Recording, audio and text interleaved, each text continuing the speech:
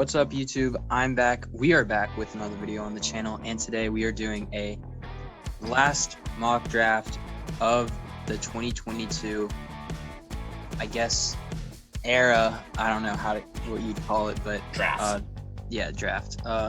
So the last one, it is currently gonna Tuesday, I guess, for you guys, and draft is in 2 days. Very excited for that. We'll be live streaming Friday for day 2, as well as doing some recaps of day 1 and anything crazy that happens there. Right. And let's get right into the video. I think you have the first pick. Yes, I do. Yeah. First pick, I think this is almost lucky. I've seen some hype for Trayvon Walker here. I see where it's coming from, but I'd say Jags are going with a much safer pick here. Aiden Hutchinson. He killed it last season, was a runner-up for the Heisman. He's been generally good his entire career. I really like this pick there, and I think the Jags go with a safer pick. Yeah, fair enough. Moving on to number 2, I have the Lions selecting Kayvon Thibodeau, the edge rusher from Oregon, and I think he has great potential. Definitely is more developed than the edge rushers right now. Not saying he'll do better, but I think he's more developed, and I think the Lions need someone that's just really good right now. I'd agree with that. Yeah, I think Thibodeau, if he can keep the talent, if he can keep his drive going, which is his biggest concern, in my opinion, his biggest concern has to be whether or not he can keep his motor going at all times, because he did look like that flame had kind of gone out at the end of the season last year. Yeah, and he is a bit overconfident sometimes. But if he can get himself back to just being a talented rusher and none of this other stuff, he's fair shot ended up as at least the top 3 edge in this draft, potentially top 1. Maybe even the best player to come out of this draft. Yeah. Number 3, I think they have to go, and they need everything. Best player available would probably be Kyle Hamilton, but I do worry that that just doesn't fit them perfectly. Evan Neal would be a good pick. I think it's going to be between Evan Neal, Icky, and Cross, who is, down here. It's between those 3. I'm going to go Evan Neal here, the absolute giant out of Alabama. Let's do it. Yep. And moving on to the Jets, who kind of do need a bit of everything on their defense. I'm going Kyle Hamilton, the safety. I think that'd be a good pick. You just have to. That could be a bit high for him, but I think the Jets just go on. The Jets have to go best player available. Like, if we're being real here, Jets have to go best player available, because there's not a gaping hole. It's more of a gaping chasm on their defense. Mm-hmm. So they just go whoever the best defensive player available is. And that is Hamilton. So by far, in my opinion, I think he is top 3 talent in the entire draft. Yeah. Number 5, we need the Giants. They're, according to here, their biggest need is offensive line. The best interior offensive line right now is Linderbaum, this would be way too much of a reach to get right now, which is why this pick almost picks itself. Akeem Ikewanu, I've seen drafts, not I necessarily agree with, but I've seen drafts with him as number 1 pick in the draft. Yeah. That's not going to happen, but he is a very talented player. Yeah, and right now with the Giants, like, your main need is offensive tackle, and since the depth this year at offensive tackle is so high, it's really a win-win with Akeem or Evan Neal. It's just your preference.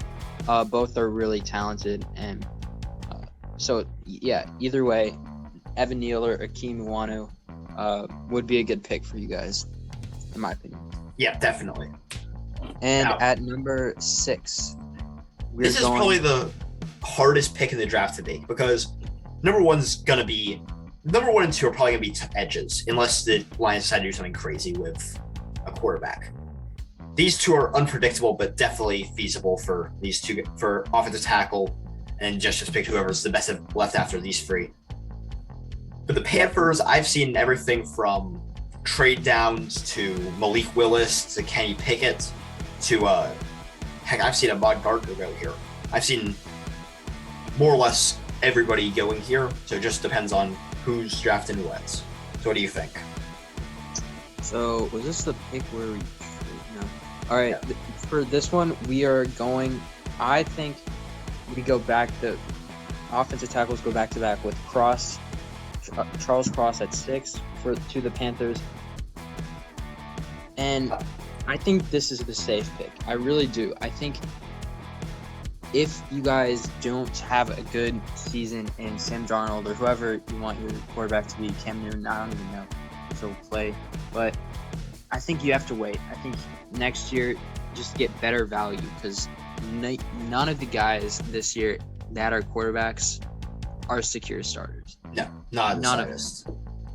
None. So I think you have to wait next year and potentially second round if something comes your way that looks good, like Brady Zapp, or if Sam Howell is somehow on the board. So I think you do go that route. Yeah, I don't think they're going to go tackle here just because they're going to be bad next year. Like, honestly, without a doubt. Yeah. But I think you look to the future, so like Charles Cross. Yeah, maybe get a guy next year like a CJ Stroud or a Bryce Young. Yeah. Who can come in to this. I think CJ Stroud or Bryce Young are better than any of the quarterbacks in this draft by a long shot. So, yeah. So, number 7, Giants are back on the clock. Obviously, they're not going to draft a quarterback here. For some reason, they're trying to stick with Daniel Jones, despite that experiment not working out in the last 3 years, or deciding to give him one more shot with a new coach. So I think they go with potentially the guy who, in my opinion, has the highest upside in this draft, Trayvon Walker. Dude's an absolute physical freak, 270 pounds, and ran a 4.5 140 at the combine. He has a massive level of upside. Some concern with him only being a 1-year starter, but just got to take risks. And this is the kind of spot where you're looking to take, I think, 7 to 10. You're looking to take maybe a bit more of a risk. Maybe don't worry as much about reaching a bit more here, because the surefire picks are usually gone at this point, and you're not. And so this is when it starts to become guys who are high upside, maybe a bit of a lower floor though. Yeah. Okay. And up next, we have our first trade of the mock draft, and as far as I can tell, the only one. Yeah. So the Falcons are trading their number 8 to the Saints.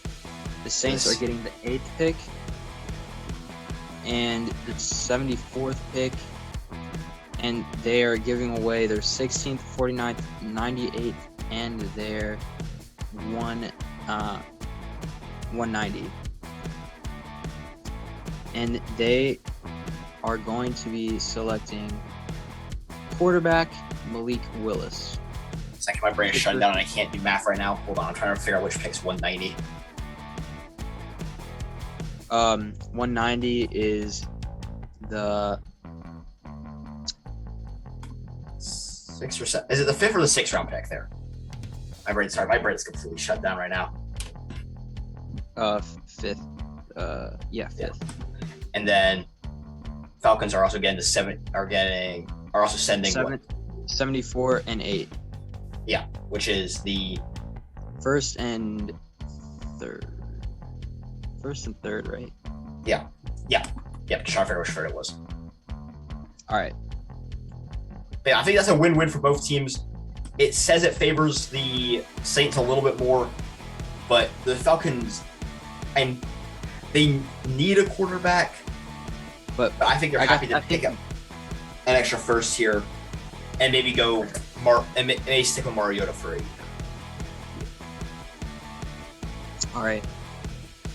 So Malik Willis is the quarterback for the Saints now. And they need one. I don't think Jameis Winston's the quarterback of the future for them. Yeah. Taysom Hill has proven not to be. And now the Seahawks are on the clock.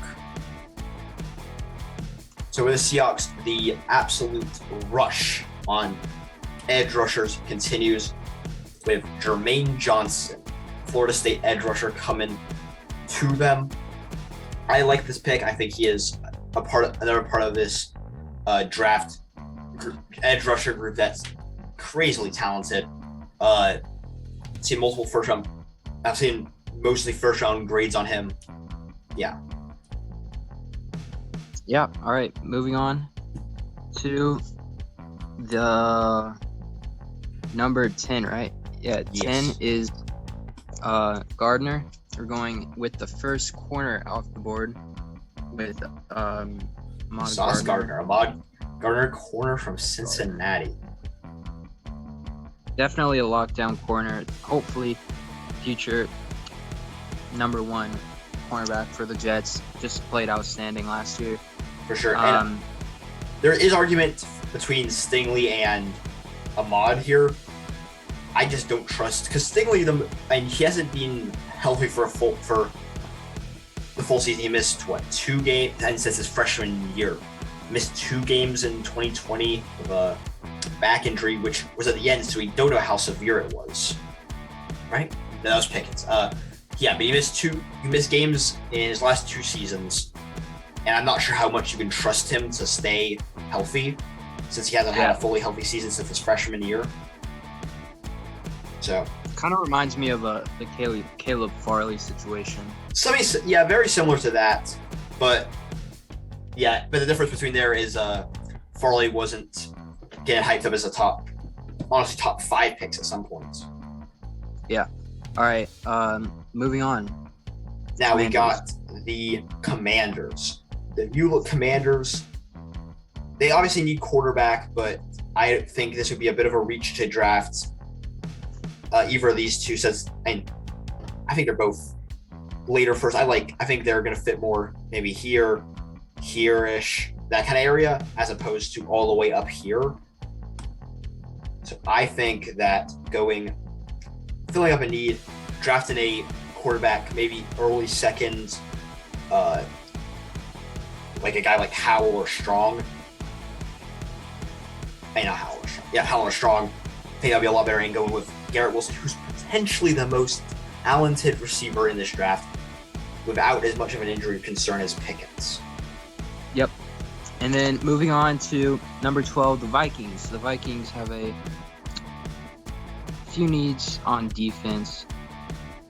Obviously, their biggest need is cornerback, so that's why we're going to go with Derek Stingley. Hopefully, he stays healthy for the Vikings. If he does, he got a great lockdown corner. For sure, yeah. If he's on the field, he's the best corner in this draft, probably without a doubt. For sure. Now, we got the Texans back on the clock. Now, Walk the Mock's a bit nicer to them than I've seen other mock draft services be, with them only giving a few needs on their list. I have seen multiple mock draft sites list their needs as everything, and I can't say I disagree with them. I think they go best player available, which in my opinion is the last of the truly elite edge rushers from this draft, with George Karlaftis. Yeah. And so I guess moving on to 14, we have the Ravens. The Ravens are going Trent McDuffie, the corner, right? Yes. The corner from Washington. Draft stock risen quite a bit, and great talent. Ravens need anything basically in their secondary. Yeah, definitely. I mean, they haven't had that. That was their biggest, other than the injuries. I think that was one of their bigger problems last year. Yeah. All right. Yeah. Eagles with number 15. I think they need edge rusher, but I don't think that any of these guys left really have. I mean, David Ojabo I would have liked him here if he hadn't ruptured it was a ruptured torn Achilles. He messed up his Achilles at very recently, during his testing, but I would have put him here, but I don't think you can risk it with that type of major injury on a guy whose game depends so much on pure physical talent. So I think we go best player available here, address another one of their needs. Jordan Davis, who was a cornerstone of that legendary Georgia defense, which was hands down the best, if not one of the best parts of that of the best defense. Yep. All right. Number 16, we have the Falcons. I think the Falcons go wide receiver. We're not sure about the situation with. Oh my gosh, I'm blanking on his name. Calvin Ridley. He's sitting out. He was suspended this year, so. I mean, I'm pretty sure about it now. I mean, the NFL put a big 1-year ban label on him. So, yeah. So we're not sure about him past this year. So we're going to have to go Jameson Williams, another electric wide receiver out of Alabama. Instead, it's Alabama.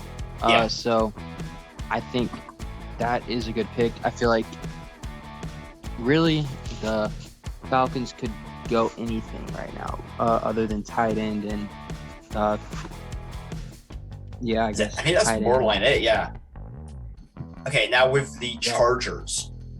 That pick kind of starts a run on wide receivers with Treylon Burks coming off the board next. Another of the top 2 to 4 wide receivers with Chris Olave, Treylon Burks, and Drake London all coming off the board in rapid succession.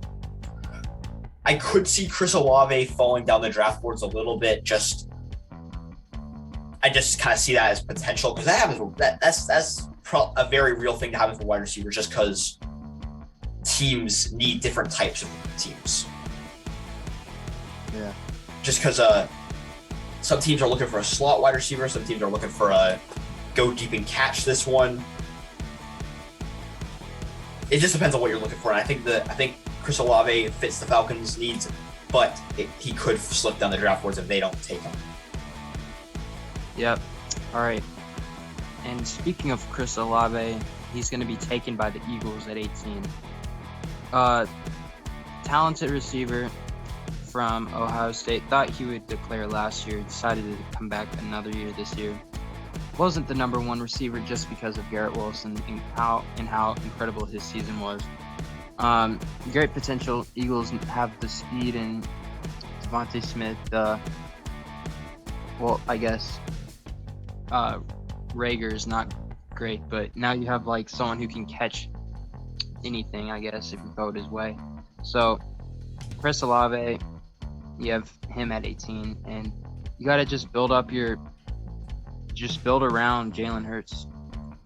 And with that, I realized I have made a mistake. I drafted Chris Olave 16 to the Falcons instead of Jameson Williams. So sorry about that. Switch around Chris Olave and Jameson Williams in this draft. Sorry about that. My bad. Oh, okay. Sorry. Okay. So, all right. Up next, we got the Saints, and kind of finishing off the major run quarterbacks, at least for this very second. Drake London, wide receiver. Obviously, a bit of an injury concern with him, just because he has been injured multiple times in the past. But at 19, you stop worrying as much about risking it more, and it starts becoming more upside. You're looking for players who are these difference makers, who can be these difference makers. And I think Drake London is very much up there. Yeah, another receiver coming off the board. All right. So with the next pick, we have the Steelers at 20, taking Kenny Pickett. Easy pick here. Not the hardest, decision I've ever had. The Steelers have been telegraphing that they're going to draft a quarterback for a while now. I think it's I think Kenny Pickett fits that scheme that Ben Roethlisberger's filled for a while. Very You just realistically. get a younger, healthier quarterback, and yeah. And he's staying close to home. I mean, Pitt practices in the same building that the Steelers practice in. So yeah, close relations there. Sorry about that. Had some slight technical difficulties, but we had to go back through and fix some stuff. But when we went back through, we did fix the Jameson Williams and Chris Olave. So now we're back with the Patriots, and they're going to pick George Pickens, wide receiver out of Georgia. Obviously, a bit of an injury risk. Tore his ACL before the season started and started a game after that. But it is a pick where if it pays off, it is more than worth it for them. I like this pick for them. Any ever stuff? Yeah, I mean, they got a decent wide receiver core now. You have Aguilar, you have Parker, now you have Pickens. So you have great depth at your wide receiver position. Let's hope one of them breaks out. Let's hope one of them breaks out. Or not.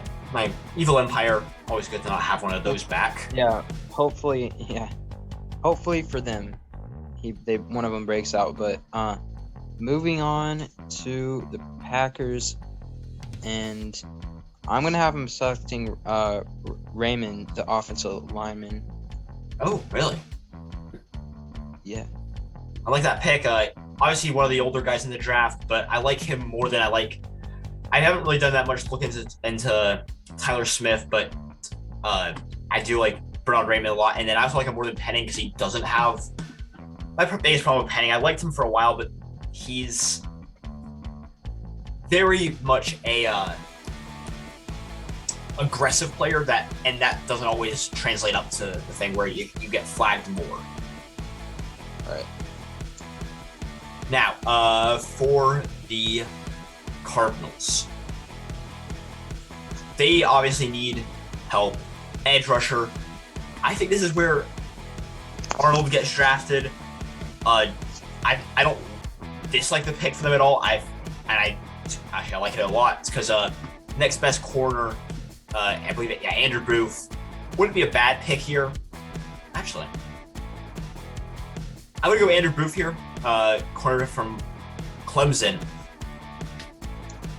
Better player than some people will give him credit for. I like him a lot here for the Cardinals. Forgot he was on the board at all.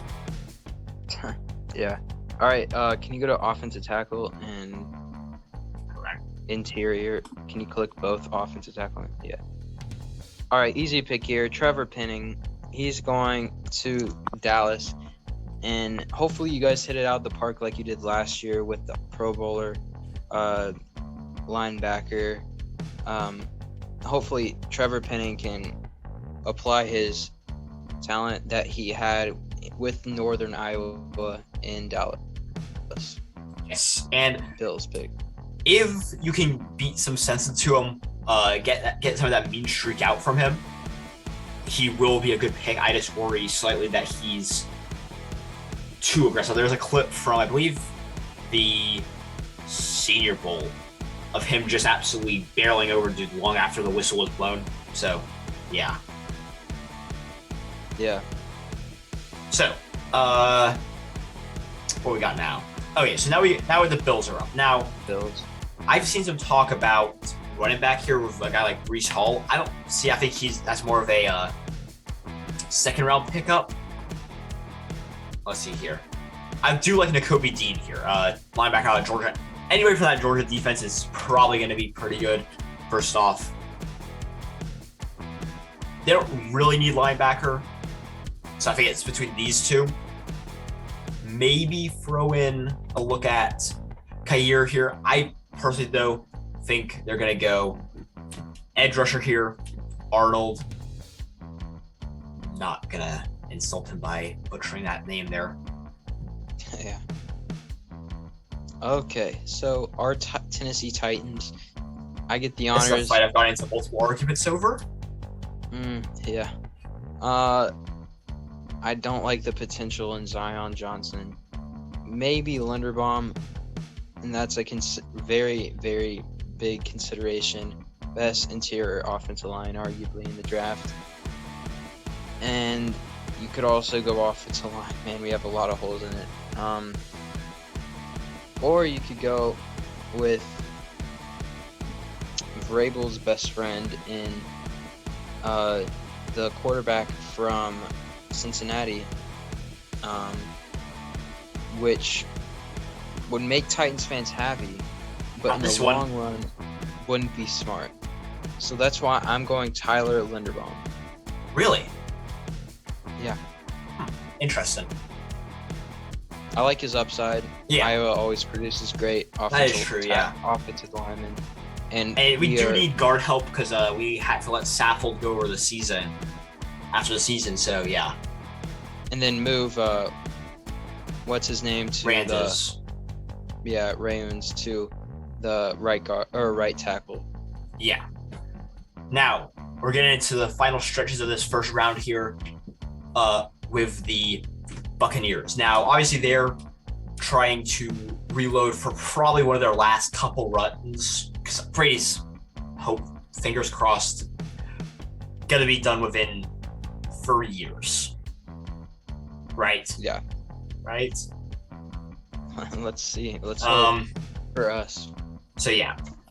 I think they go Devontae Wyatt here.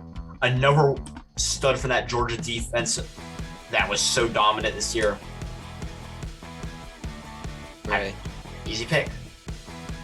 Can you go to wide receiver and edge? Kind of like Sky Moore here. I think that wouldn't be a bad pick. Yeah. Yeah. I don't think either of these. I'm gonna go. I don't think any of these three would be bad at all. Yeah, I'm going David. I'd say David Ojabo if it wasn't for that injury, because just of the sheer talent. Yeah, I'm going Sky Moore. I think wide receiver is clearly your biggest need. You don't want to waste Aaron Rodgers' last few years in Green Bay. You have to give him weapons. And yes, definitely. Sky Moore is your best option, and I don't think you can pass him up because you will definitely not have him an option when it comes around to you in the second round. So. Okay. Up next, Chiefs with 2 picks. So obviously they're gonna. It's actually a pretty hard pick. I think they go Ka'ir Elam with their first pick. Who's left at edge? I'm going Ojabo with their second. And I think that they are in a situation where they don't have to immediately worry about impact from their picks, just because. I just feel like they don't have to worry immediately about it because they have this 8-year-long window with Mahomes. They don't have to worry about their picks immediately paying off. All right, Bengals, your pick. Bengals. So if Ka'ir Elam was still on the board, I'd say go with them. Same with David. Same with Devonta Wyatt. It's too early for tight ends. I do like Zion Johnson, and they do need offensive line. And even though Burrow made it all the way to the Super Bowl last year, but he needs help. So Zion Johnson's the easy pick here. And I'm about to shock the entire world with this pick. Can you go to a quarterback? Called it. Can you scroll down a little? Oh no. I'm going Levi Lewis. I'm kidding. No, don't go. I'm not going Levi Lewis. I'm going with Matt Corral, actually. I think it changes. I think he changes up the scheme. I really, really like his tape. I like everything about him, really.